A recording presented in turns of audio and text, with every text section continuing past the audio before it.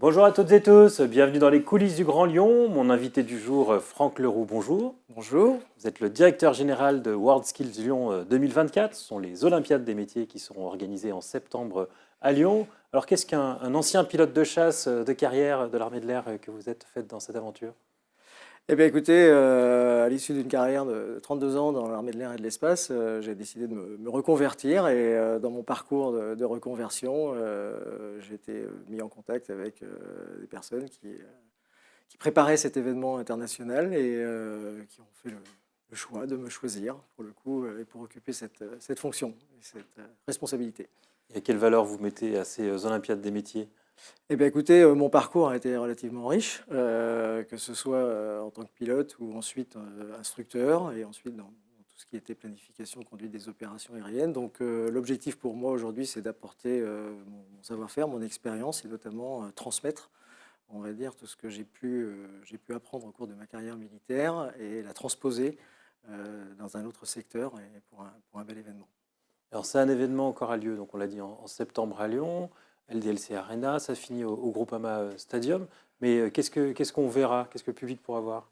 Alors, qu'est-ce que le public pourra voir? Alors, la cérémonie d'ouverture, vous l'avez mentionné, se déroule à la LDLC Arena. Donc là, essentiellement, on va accueillir des publics qui sont accrédités, proches de la compétition mondiale. Et ensuite, à partir du 11 septembre, sur le site d'Eurexpo, nous allons accueillir la compétition mondiale des métiers WorldSkills. C'est la plus grande compétition mondiale de métiers existante qui s'adresse à des jeunes de moins de 23 ans et qui va accueillir 1500 compétiteurs dans plus de 60 métiers et qui viennent en fait du monde entier sur le site d'Eurexpo. Donc ce sont tous des médaillés d'or de leur pays qui vont s'affronter pendant 4 jours, les 11, 12, 13 et 14 septembre, donc sur le site d'Eurexpo, pour gagner une médaille mondiale qui leur sera ensuite remise lors de la cérémonie de clôture, donc au Groupama Stadium.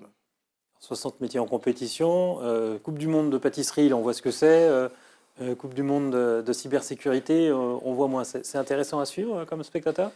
Alors, j'imagine que chaque métier ayant ses particularités, ce qui fait l'intérêt, c'est de montrer la pratique de ces métiers dans leur pratique quotidienne. C'est-à-dire que sur ces plus de 60 métiers, on va recréer l'environnement de travail de chacun de ces métiers fidèlement, puisqu'il s'agit pour les visiteurs de pouvoir appréhender, on va dire, la manière dont se pratique chacun des métiers aujourd'hui. Donc effectivement, il y a certains enjeux, comme celui de la cybersécurité, de pouvoir montrer et de le rendre accessible à tout public, j'ai envie de dire, que chaque visiteur puisse comprendre effectivement ce qui se passe sur ces épreuves de sécurité, de cybersécurité, pardon. Et par ailleurs, il y a d'autres métiers qui sont beaucoup plus visuels, notamment je pense aux paysagistes, qui eux, pendant 4 jours, finalement, vont avoir un projet qui va commencer du point zéro, d'une feuille blanche, et qui va se terminer par la création complète d'un espace paysager qui sera ensuite noté par chacun des membres du jury. L'objectif principal, c'est de faire découvrir des métiers aux jeunes. Absolument. Alors, pas qu'aux jeunes.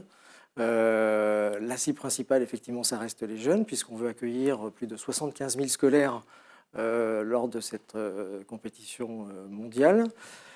Il s'agit aussi de s'adresser à tous les publics en recherche d'emploi, en insertion, en reconversion. Et donc, on travaille avec tout l'écosystème et toutes les entités du territoire pour pouvoir je dirais, faire venir tous ces publics afin qu'ils puissent découvrir les métiers tels qu'ils sont pratiqués aujourd'hui et qui sont loin des clichés qu'on peut avoir sur la plupart d'entre eux, et notamment les métiers historiques. C'est un événement qui est né en 1947. Oui, C'est l'Espagne de Franco qu'on a l'idée. Pourquoi c'est devenu un événement universel? alors je pense que c'est devenu un événement universel parce qu'en fait, il répondait à un besoin et à des enjeux sociétaux. Parce qu'aujourd'hui, le monde, sans les compétences, ne serait pas ce qu'il est. Et sans les compétences de ces différents métiers qui sont nécessaires à la construction et, je dirais, aux grands bâtisseurs de nos sociétés telles qu'on les connaît aujourd'hui. C'est pour ça que et pendant le temps de la compétition mondiale, on a 6 secteurs métiers représentés. J'évoquais avec vous il y a quelques instants l'industrie, le bâtiment.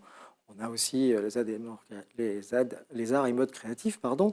On a la logistique, on a l'information et la communication qui sont représentés. Donc une très grande diversité de secteurs métiers pour montrer, j'ai envie de dire, au grand public, mais aussi à nos volontaires, parce que ça c'est un des grands enjeux que nous nous sommes donnés, la diversité de ces métiers, comment ils ont évolué et pourquoi ils sont attractifs. Et pourquoi ils répondent finalement aux enjeux aujourd'hui de notre société, en France, mais pas qu'en France, puisque effectivement chaque nation rencontre aujourd'hui ces mêmes enjeux et ce besoin de faire émerger des talents pour chacun des métiers qui sont en compétition. Compétition mondiale, c'est aussi de la géopolitique. On voit que le débat aux Jeux Olympiques, c'est de savoir si les athlètes russes ou biélorusses seront présents. Ils seront là au WorldSkills? Non, les athlètes russes et biélorusses ne seront pas présents puisqu'ils ont été mis en marge du mouvement depuis les événements que l'on connaît.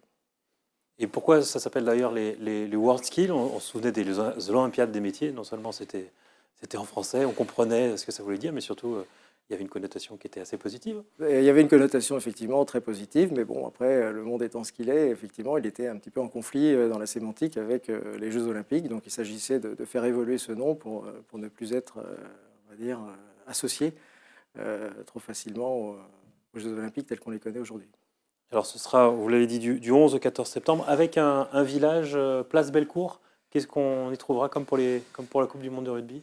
Alors le village des métiers Place Bellecour, en fait, va venir, j'ai envie de dire, renforcer la visibilité de la compétition mondiale des métiers WorldSkills. Donc c'est une incitation à venir sur Eurexpo également voir le déroulé de ces épreuves, mais c'est aussi l'occasion de promouvoir un certain nombre de métiers qui ne seraient pas en compétition sur Eurexpo. Encore une fois, c'est renforcer l'attractivité de ces métiers, la formation professionnelle qui les y conduit, à travers un certain nombre de stands d'animation faisant la promotion de ces différents métiers. Franck Leroux, je vous remercie. Au revoir. Et puis moi, je vous dis à demain pour une nouvelle émission des coulisses du Grand Lyon.